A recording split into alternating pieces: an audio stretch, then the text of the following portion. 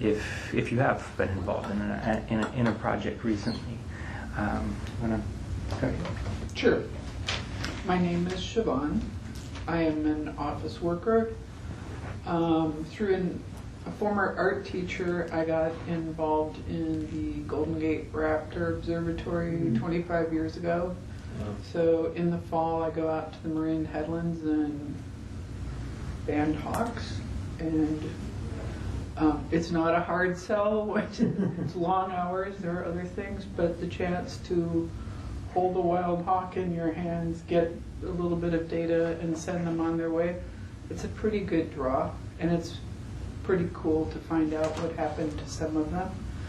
And then the one other thing, just like the last I've been participating for even longer in Christmas bird counts, but about 4 or 5 years ago, I became one of the compilers for the San Francisco count. So that was kind of fun to see in the beginning, but I was envying them having only 4 groups to have to total instead of 17.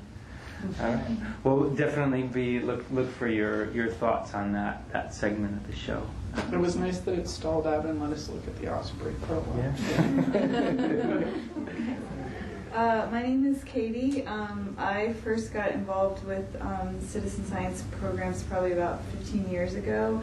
I designed education programs for museums, and so spent a lot of time thinking about ways to get young people involved with citizen science.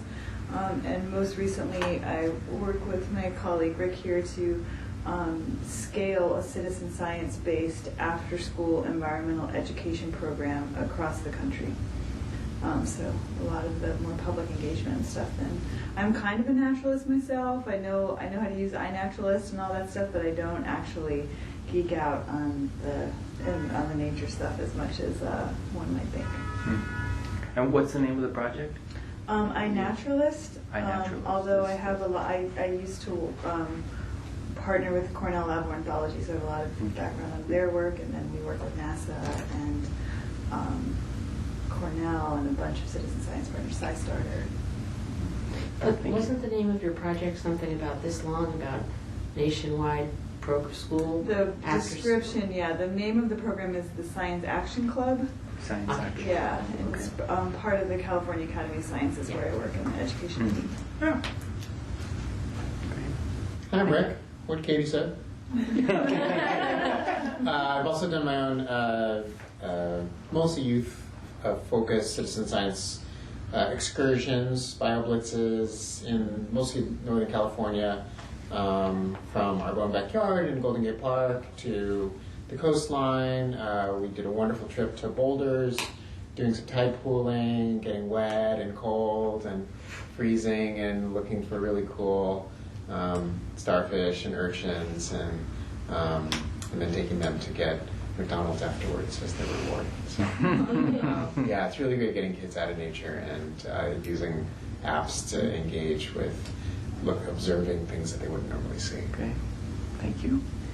I'm Lynn. I'm a science curriculum writer at Cal Academy, and my most direct experience with citizen science came when I was a college lecturer at Cal State Monterey Bay. And each year in my environmental science class, students would do a water quality study. So they'd go around to local waterways, ponds, and the beach in different areas and take a bunch of water quality measurements. And then we collected that data. Each class would do it every year.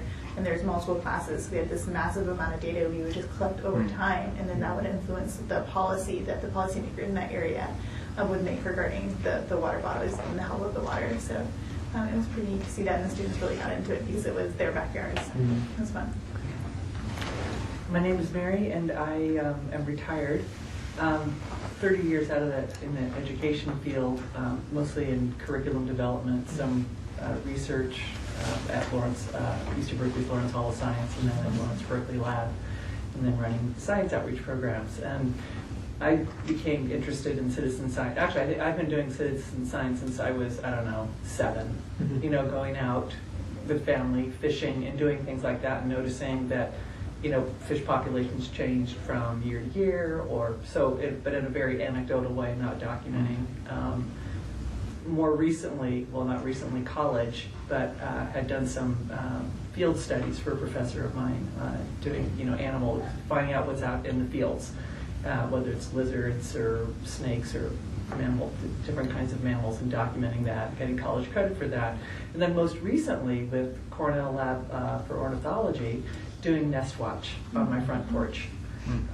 We had 3 clutches of eggs one year, 2 the year before, and then 1. So I guess house finch is like our front porch. So we promised not to fry we promised not to fry their babies, but it's been really fun. My husband, he loves science too, not nearly as much as I do, and even he's out there because his office window looks right out at the front porch, and he's taken notes. So that's been really fun and very engaging. And then when I was teaching high school biology and ecology, incorporating schoolyard field studies, as we could, but never uploading them and contributing to like a bigger project. It was always